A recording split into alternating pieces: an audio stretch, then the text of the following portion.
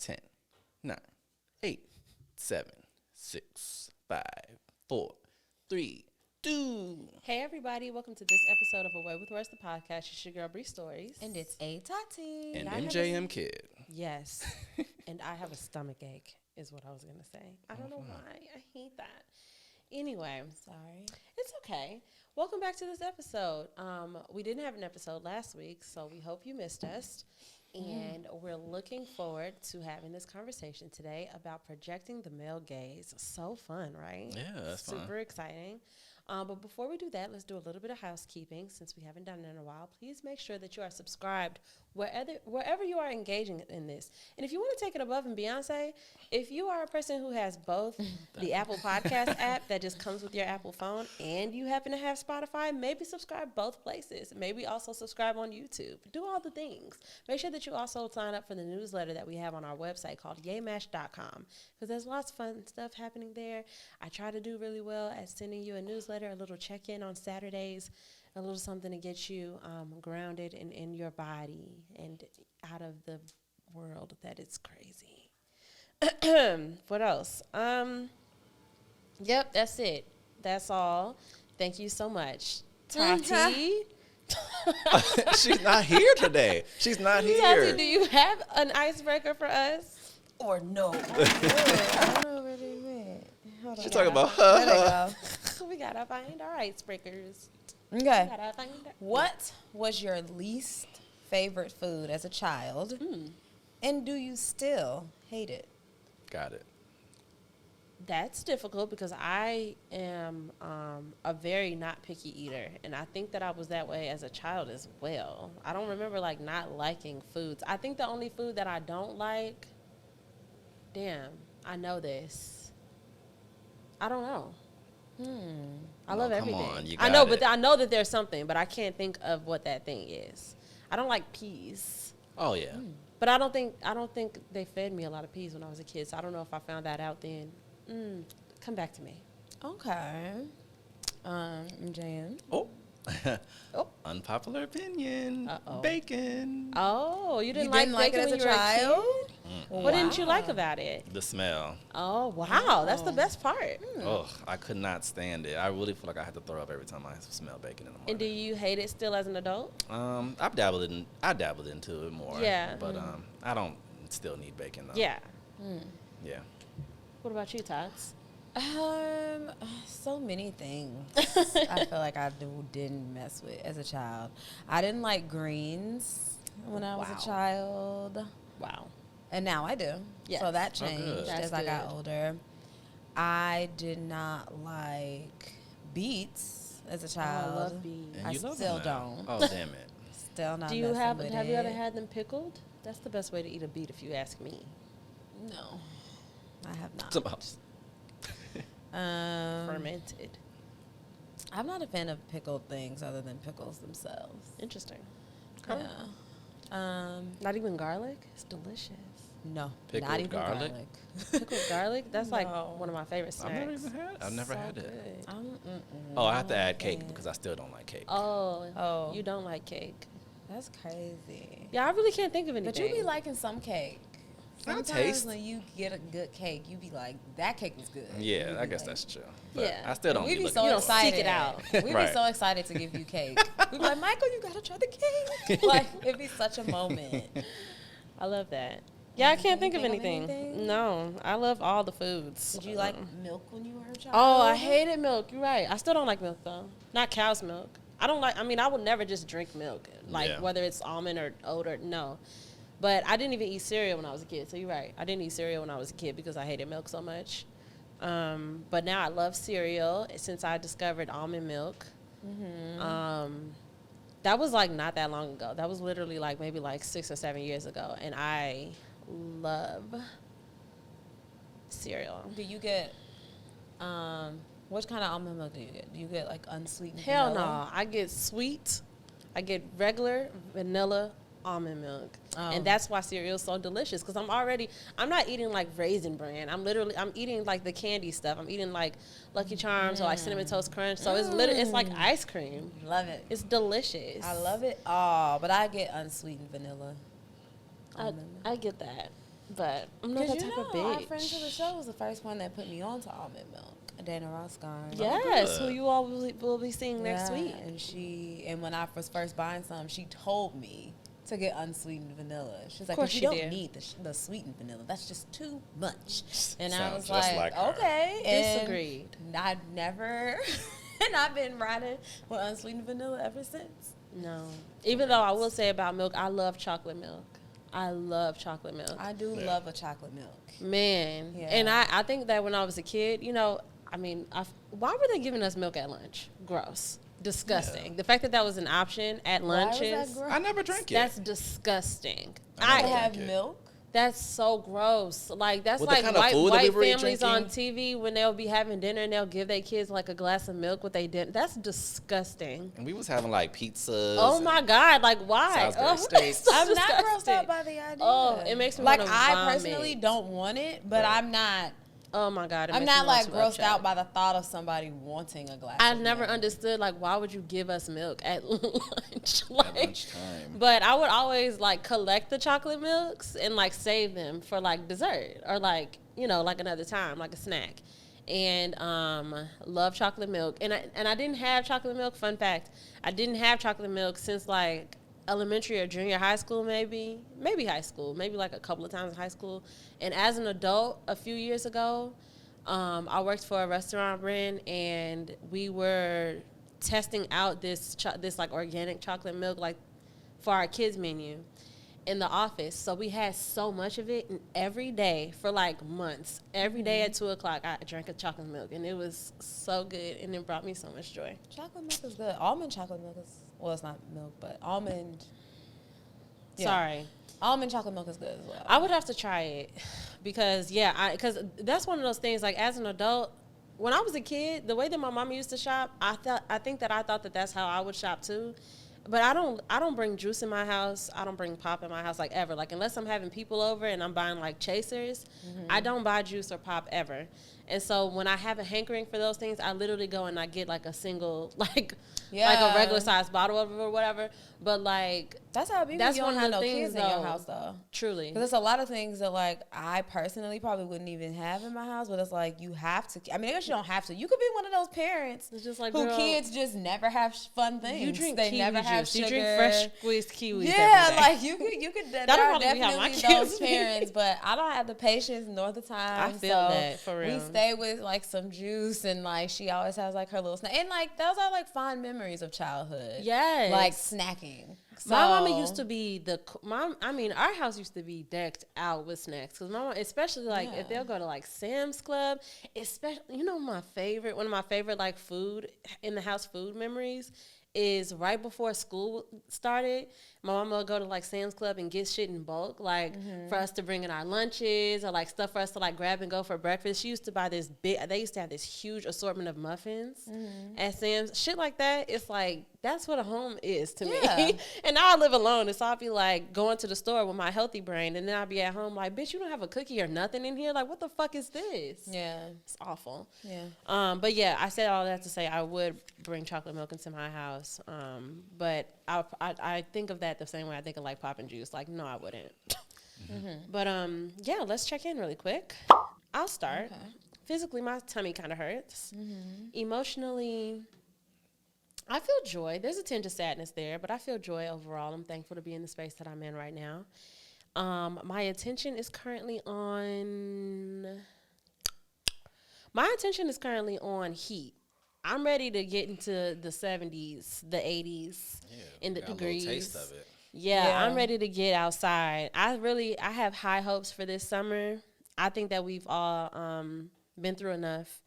You know, I am personally ready to put my faith in God and the vaccine that is flowing through my veins. I'm going outside, okay? Yeah, exactly. Like, I want to have a good time this summer. I was just telling Michael, like, I need to get my finances in order because I want to buy clothes. Like, I just want to be outside. I want to be a cute girl. I want to be a hussy and a hoochie, and that's what I want. And so that's what my attention is currently on. Spiritually, I am feeling extremely covered, extremely taken care of, and I'm thankful for that. I love that. So physically, I am finally feeling a bit rested. Love that for you. Yeah, like I have not been getting like sleep and stuff, but it's also like that thing of where when you're coming off of a long stretch of not getting rest, when you start getting rest, you're still sleepy. It's like you're still tired because your body is just like, that's not enough. Mm-hmm. like this doesn't make up for the past 3 weeks because you went to sleep one night. So right. I'm like, but I do feel rested. So physically I feel rested. But then all the other things, the answer is tired. Word. Even spiritually? Yeah. I love that. That's honest. Mm-hmm. MJM Kid? Yeah, thanks. Yeah, thanks. Physically, I'm feeling, I was a little sluggish earlier, but that feeling is gone. Okay, period. So I don't know. I'm just, what? I love that. Emotionally. As a representation. Yeah. Emotionally, I am, I'm feeling joy in this moment in time. Love that. I was just going to tell him that there's a stool there. He can sit anywhere he likes. There's a stool. He can sit anywhere he wants. We have a studio audience today. My attention is... Ajano Asia would say. Right.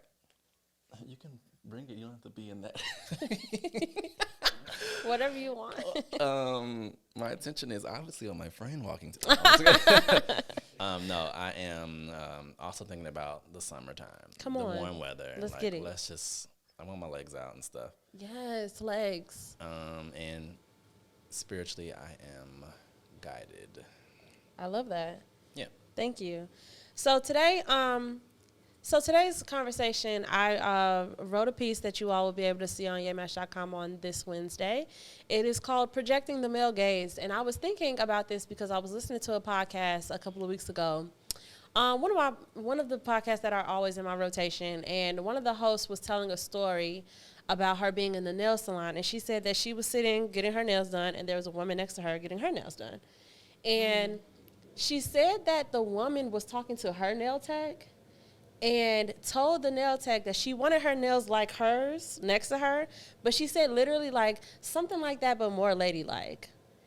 And it's like, ugh, like how gross is that? That's so rude. Very rude. Extremely rude. But more lady. You couldn't think of another way to say it? That's wild, right? So first of all, I don't even know what that would mean. What is necessarily? I literally like, especially I would have challenged her. Like, what does that mean? Nails, you're getting your nails done, but you want what I have. Like arguably the most feminine thing. Yeah, like how do you make what I have more lady? Like, you know, like it's very rude. Yeah, that's strange. So I was listening to that, and of course, my ears are like, ugh, gross. Like that's so rude and weird. But then my mind immediately went to like, what does that mean? And I feel like ladylike specifically, I think that there are a lot of different ways, a lot of different code words that people use, whether it's modest or feminine or all of this other bullshit. But I think that ladylike as a concept has been something that personally I'm like, wow, I remember just like hearing that as like a really little girl, like being told to be more ladylike or don't do this because it's not ladylike or blah, blah, blah, blah. Mm-hmm. And so it really got me to thinking. And the more I kind of, the more that I kind of like ruminated over it in my mind, I was just like, this is just another patriarchal thing. Uh-huh. Like nothing that we say is ever from the gaze of like, from one woman to another. It's not like a woman decided, like, this is what it is to be a woman. Like, everything always, like, kind of ties back to that, you know? Mm-hmm. And so I kind of just wanted to talk about that a little bit. And the first thing that I wrote about was the idea of the male gaze. And so I have the definition. Well, in feminist theory, the male gaze is defined as the act of depicting women and the world in the visual arts and in literature from a masculine heterosexual perspective that presents and represents women as sexual objects for the pleasure of the heterosexual male viewer. And it's like, yeah, like everything. And I specifically wanted to talk about the ways that we project, like we keep them, that's the thing. It's like, that's the thing that's so sinister about the patriarchy is that we're all keeping it going. You know what I'm saying? Because it wasn't my daddy whoever told me, like, this is what's ladylike and this isn't. It was my mama and her mama and her mama, you know, telling us these things when it's like, if we really got down to the root of it, it's like, do you really feel that way? Like, is that like your natural response to that thing? So that's kind of just the premise of that. So first that. So I wanted to ask you, did you grow up hearing and being told like what was and wasn't ladylike for you to do, or? Yes. Yeah, what kind of things? For sure. I'm trying to think. Like, well, for one, like, being a young girl, like, when you first start growing up, I feel like for me, it started with how you dress and then how you carry yourself. How, like, so if I have on a dress, you know, I can't sit with my legs wide open. Right. Or I can't, you know, I can't. You doing cartwheels. Yeah, like, you know, you can't be showing your underwear and, like, you know, all that type of stuff. So I feel like it started there with being, as a lady, you know, you have a dress on, you have your legs crossed. The concept of that is so stupid, too, because I am a kid. You could just not put me in a dress and let me have a good time. I mean, I'm not totally, like, no to that. Like, I get, but I don't know if it has to do with, like, being a ladylike. Or it has more to do with just have some decorum. Yeah, and then the idea of it being like kids, like, I don't know, like, there's such a protective nature around like kids, and when your parents literally aren't right by your side, and then especially like if it's a little girl at that, it's like, I need you to keep this dress down for a plethora of reasons. Yeah. Like, I need you to not, you know, I need, like, you know, you're just constantly worried, I feel like. So, but even the origin of that is because of men. Yeah, but it's there. Regardless of where the origin came from, the threat is there. Yes, still. Exactly. So it's like, as a parent, when you're giving your kids all these tools, these are just tools that you're assuming are going to keep them as safe as possible, like, if I'm not literally standing right next to you. Right. Like, so. Right. Yeah, but that's, for me, it definitely started, I think, with the way women, like, dress and stuff, or how a young girl should dress, or how she should carry herself, like, when she's dressed that way. Or even with, like, when it came to, like, burping and farting and stuff like that. Even though my mom and dad were, you know, they were on my brother about it too, like, you know, say excuse me and all that type of stuff. But it was definitely way more of a, you know, when, like, how dare you? Yeah, you are a girl. like, like, if a group of little girls are all in a circle talking and laughing, and then somebody burps or fart, you're like, you disgusting pig. like the absolute nerve of you. Yeah. Like, what were you thinking? Did your mother not teach you how to act in public? Yeah. But if a group of little boys, nobody thinks that their parents, they crack up, which men still do to this day. Like, they get older and they still crack up about bodily function. Michael hates that. And I hate it. It annoys me so much that they find it funny. Yeah. Like, I know, it makes right? me so mad. Like, I just be like, not even, like, I just letting loose and laughing about it. I'm like, what's wrong It's like with the you? laugh is what makes it more irritating. Yes, like, exactly. That was enjoyable to you. Yeah, you're having just fun. Pass gas, it's like, whatever, we say excuse me and we just keep it moving. Right. But the crack up, or like you notice that somebody trying not to laugh, like, oh.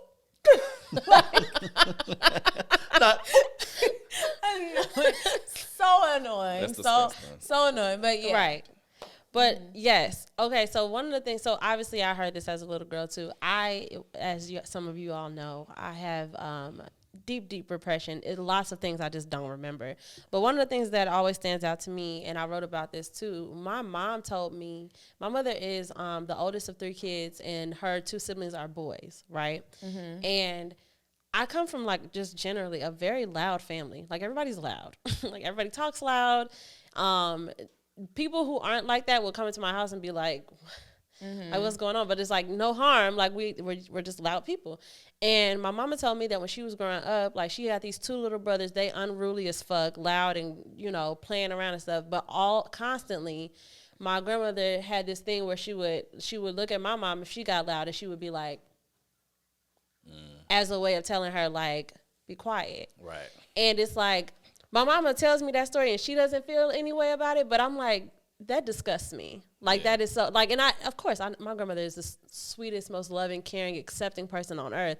And I know that it didn't come from a space of her really feeling that way, but it's like, we have so many programs And we don't even notice like how harmful they are. Like you literally are telling me, because I am a girl, my brothers can do whatever they want. They can be loud and like that's just expected. But like if I get loud, like I literally am told to be quiet, it's like it makes my blood boil. So like stuff like that. And like it's not ladylike to be loud. It's not ladylike to be rough. Like the way that little boys play. Like, oh, boys want to jump off the fucking couch and stuff like that, but and they'll probably get away with it a few times. Like you see the little boys doing it, and it's just like, girl, they whatever. But the little girl get her ass up there, and it's like, you better get your ass now. You know better, and it's like, like we're all now, I say that to kids. my daughter, but I'll be like, now you know goddamn well you're gonna get hurt. Because she'll be trying to follow the crowd, like, yeah, we're jumping off the dresser.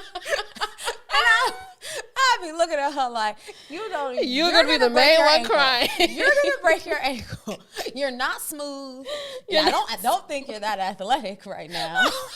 Like, you are not, she is not going to stick that landing gracefully. Like, so that's why I be looking at her like, I will watch all the little boys go run and do something. And when I get to her, I will be like, sit your ass down. Because I know you're going to break a bone. But you're not saying, to her, you're not being a lady. You know? No, because I would do that to any, if she was a little boy, I would say the same thing. Like, no, like you do to little boys, like my younger nephew, when he was still like, I mean, he's always going to be the youngest, but when he was still like little baby, I had to stop him from doing stuff too because it's like you see your brother, small. you see your brother like doing stuff, you can't and it's do like everything, like, and it just has to do with like your abilities. You have to know your limits in life. Yes, really and that's what I'm saying. There's nothing, and that's also that's an individualized conversation. You're not like making this blanket statement of like this is what it's like to be a lady, and you're not doing that. You know, so I think that it's really important that we become more aware of stuff like that because not only do we do it to our children, we do it to each other.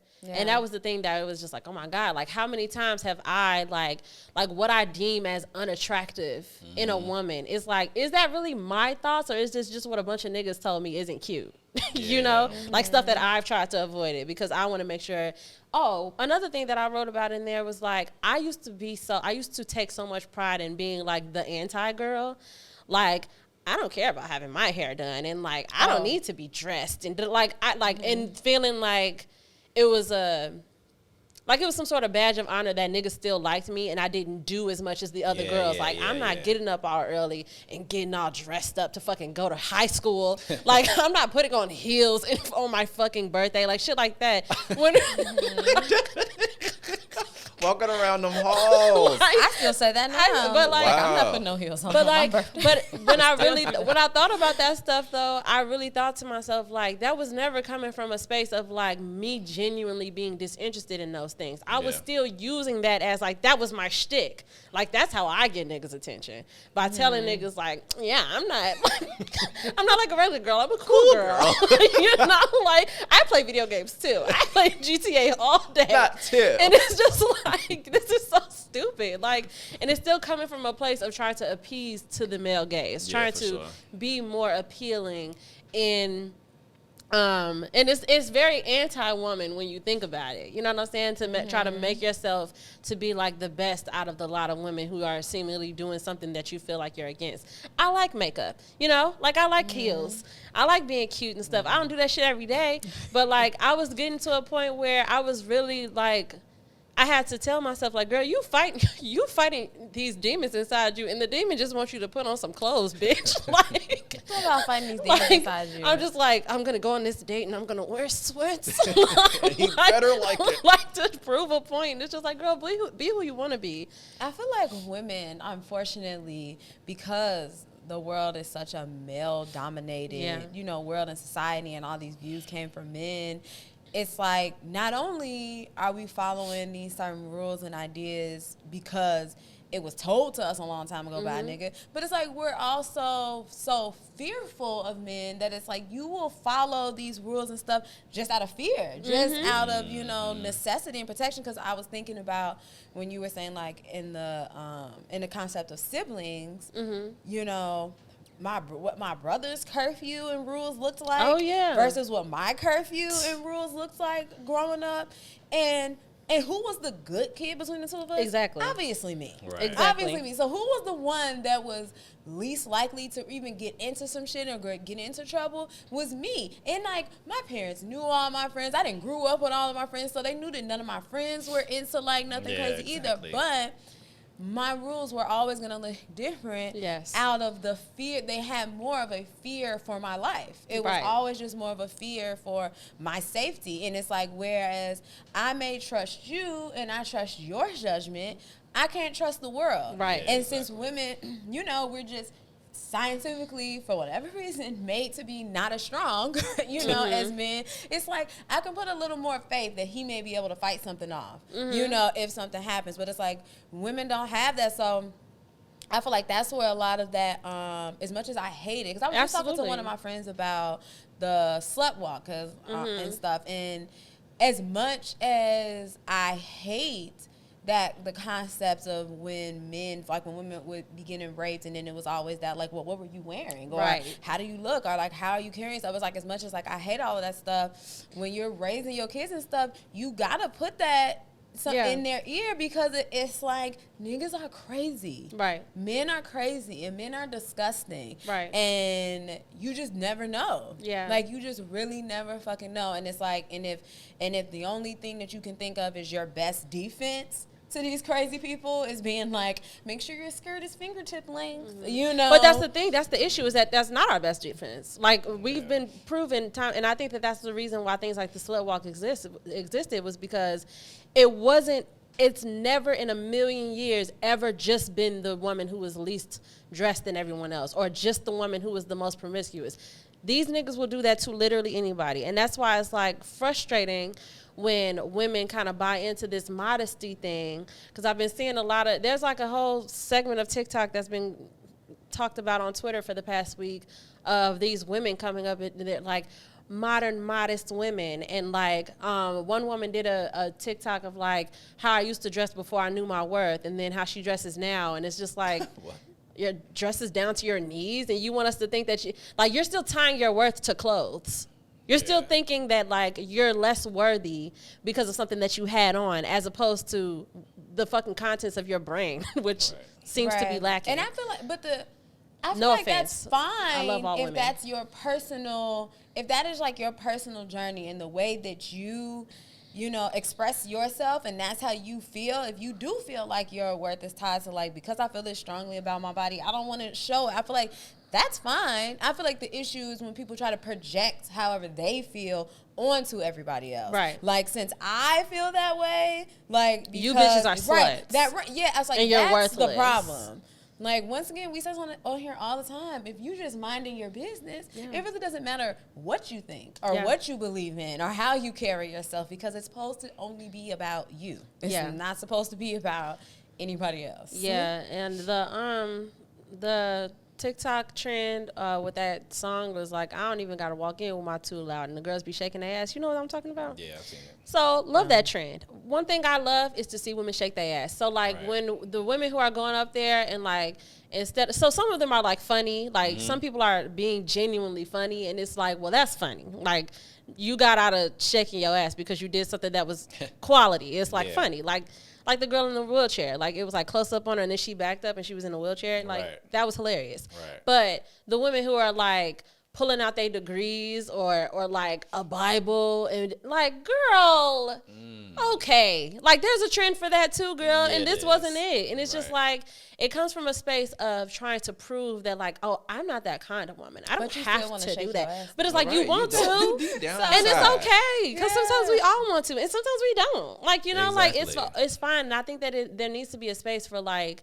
this, like, whole modesty thing. Is like, there are elements of being a modest woman that all women have. You know what I'm saying? There are elements of being a promiscuous woman that all women have. There are elements of all of these different sections of what it is to be a woman.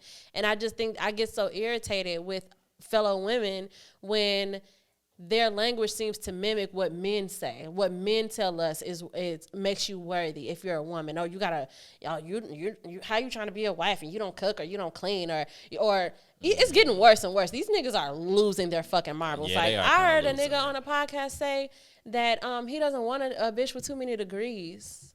What can I give you if you got all them degrees and you got a, what are you talking Intimidation. about? He's intimidated. Like, it's like, it's shit Insecure like as that. hell. And it's like, That's but it's usually like, what it is. But like for centuries though, it's been the men who have been telling us what it is to be worthy. So imagine somebody taking that in. Right. Imagine a young girl being like, oh, like it's bad to be smart. Oh, it's bad for me to be ambitious. To be too smart. Yeah, like it's bad for me to like, I have to always dim whatever thing makes me special and cool. It's bad for women to be too much anything. Yeah. Like it's not, it's if you're, they always say we can't be too modest. Yeah. But you can't be too because you still need to suck my dick when I get home. You can't be too dumb. We can't be too much of anything. It's expected that we're always gonna fall right in the sweet spot, right in the like, this is perfect. And if you fall like anywhere else on those lines, like it's just open fire for anybody to talk shit about. Literally. You. But it's like, and that's the thing. Especially and we've seen world. time and time again. And that's why it's important. I think that it's important that us as women, especially single women like me, that we are taking into account, we have to be very diligent about the fact that we have to individualize these men, because we cannot take that type of thought and we cannot address it to we can't apply it to everybody, because that would just make us all miserable. We would just be like, well, guys, guess I'm just gonna crawl in my pine box now. I guess we're just gonna settle into dying alone, because there's no other fucking options out here if this is how niggas think. But not all niggas think that way, and that's why it's important that we focus on what we're attracting, because I don't attract niggas. Like, one thing I can say, now I've attracted some questionable fellas, but they don't be saying no shit like that. Like, they don't be thinking, you know, like they have a respect and an honor for women where they are inspired by women who are fucking smart and do things for themselves and things like that. You know, like those are the types of men that we want around us. But either way, it's just like all, like, no matter how you slice it, it's like we've been so conditioned to follow this, these modes, these made up ass modes. Niggas don't even know what they want. They just regurgitating some other niggas' thoughts and ideas, whether it's their daddies or their grandparents or their friends. They don't even be knowing what the fuck they want. So you letting a nigga who don't know shit tell you that the ideal woman is this, and this, and you go off and doing shit that you're not even interested in. Girl, please stop. Yeah, for real. And us as women, we have to stop that shit too. Like, if you're interested in a real genuine way in being whatever it means to be fucking modest or conservative, you don't have to talk about that. You can just do that. You can just put your clothes on. You can just go to the spots that you go to. You can just not drink. You can just not shake your ass. Yeah. And that's fine. But like, to be like, so I don't have to be the type of bitch who that's and that's. And it's just like, but one day you will have to. It's the reverse of being a bitch that's like, that you were talking about before. Yeah. Being like, I don't wear makeup and I don't got to wear heels. Exactly. I don't got to do my hair.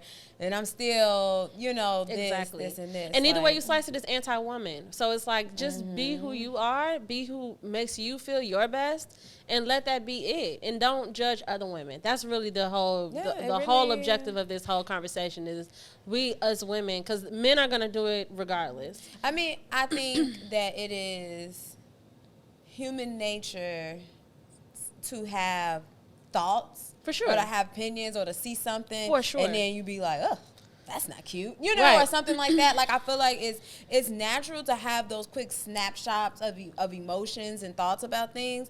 But that's where it's supposed to. It is never necessary to voice like, it that. doesn't, because ultimately it doesn't matter. Like, you don't know that person. Like, it really doesn't matter. But like most men do in this world, they believe their thoughts and opinions to be gold, to be Bible, to be, you know, set in stone. And so it's like, I will fight to the death until you all believe. Submit to what I am saying to you. Believe what I believe.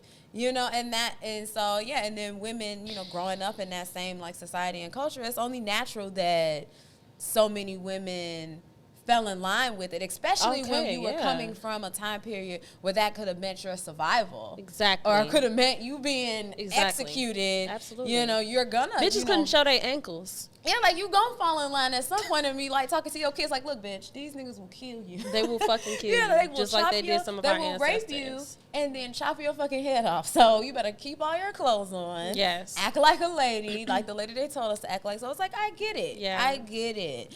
But like with all things, you know, But I our want generation and the Yes. generations coming after us Yes. have to put that extra work in to put that extra work in to change the narrative. To make sure that we're thriving and not just surviving. Because all of that stuff is coming from a space of survival. So in that same vein, I love and respect my mother and her mother and so on and so forth because they were only passing down what was taught to them. So I'm thankful to be in a space where I can have discourse like this with like-minded people who are not, nobody in here is being like, no, a bitch should really keep her clothes on. Like, you know, like we all agree that women should be able to make choices for herself and do whatever the fuck she wants to do, and she should be safe, and she's still worthy of love and care, regardless of the decisions that she makes, as long as she's not harming anybody else, you know? Exactly. So that's the whole, and I'm glad that I am of that mind, because I know that it could have been any little programming in my childhood or anywhere else that would have had me the same way as everybody else, thinking like, no, this is what it means to be an ideal woman, and we have to follow this mode, and we have to do this, and we have to do that. So on the flip side of that, though, I do know about myself that I also have to work on the narrative that I kind of push on men as well about like what it means to be a man and for me to perceive you as a man. We can talk about that in April. Because that's actually that's like a topic in itself. Because there are things the same way that we've been taught, like what's ladylike, what we've been taught is what means a man. Yeah, and I know that there are times when if I come across somebody that may not have those typical qualities that I always thought made a man, like I was like, oh, that ain't my type of nigga. Right. Like, that's a very good point. And I keep moving around. So it's like when you start trying to reshape one side of the coin, it's like you have to do the work to do the whole thing. And I know that it really starts and ends with minding your business though, for real. Like really minding the business that pays you and minding the business that serves you. And we already got people in our lives. Some of us already got niggas and stuff like that. So we don't gotta judge other niggas. We don't have to, or we can just, instead of being like, oh, that's not the type of man that I want, let what you see that you don't like just affirm what you do want and what you are trying to attract. Because preferences are fine. And everybody has them. And for whatever reason, this is making me think of, not talk about this man because he was very annoying, but dude from Love is Blind. Oh, never mind. I thought you were about to say something else. No.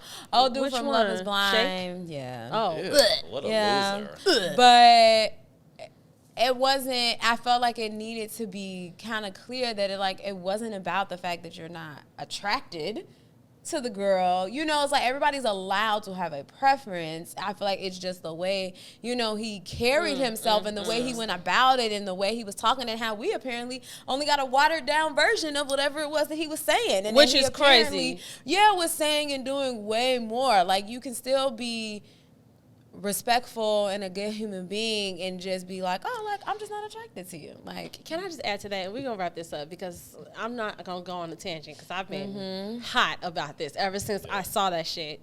But he already addressed that though. He was on the wrong show. He wasn't really looking for love, blah, blah, blah. But like the concept of going into a show where you will be married to someone, that should have been an upfront conversation. Yeah. He should have literally said to her, you are not usually my physical type. So like, let's figure out let's work together on like what that looks like, whether we are a match for each other, whether we're going to try to get past this.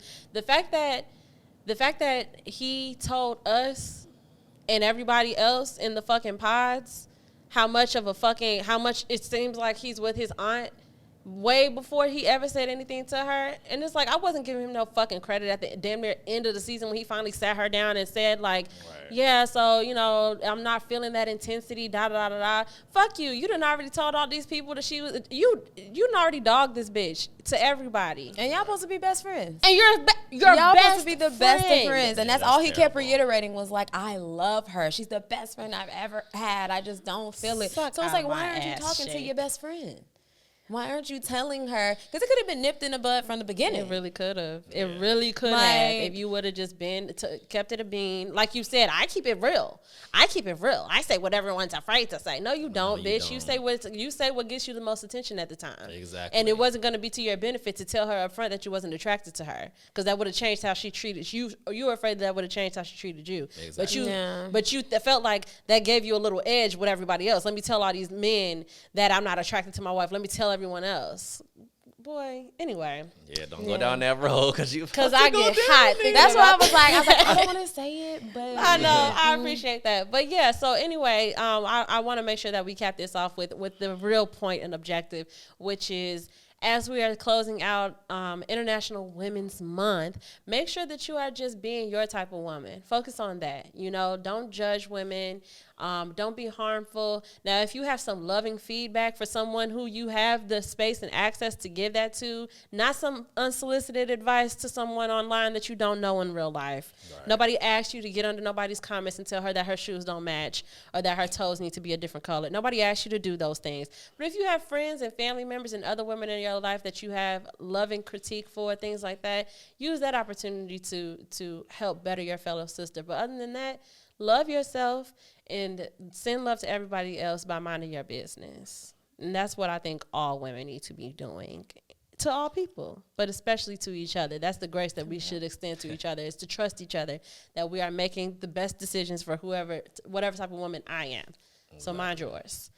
So yeah, with all that being said and done, I really appreciate y'all listening and watching. Please continue to do you have any parting words before I do this? Nope. Y'all good? Perfect. Happy Women's Month. We love y'all so much. Please continue to do all the things that you've always done. Continue to follow us on all the places that we can be followed. You can follow us at Away With Words, the podcast on Instagram. You can follow me there at Bree.stories and at Bree_stories on Twitter. And you can follow at A Tati on Instagram and at Hey Tati on Twitter. And you also need to be following at MJM Kid as well as at Moments_Stu, because you just should. Okay? We'll love you so much, and we'll see you in April. Everybody say bye. Bye.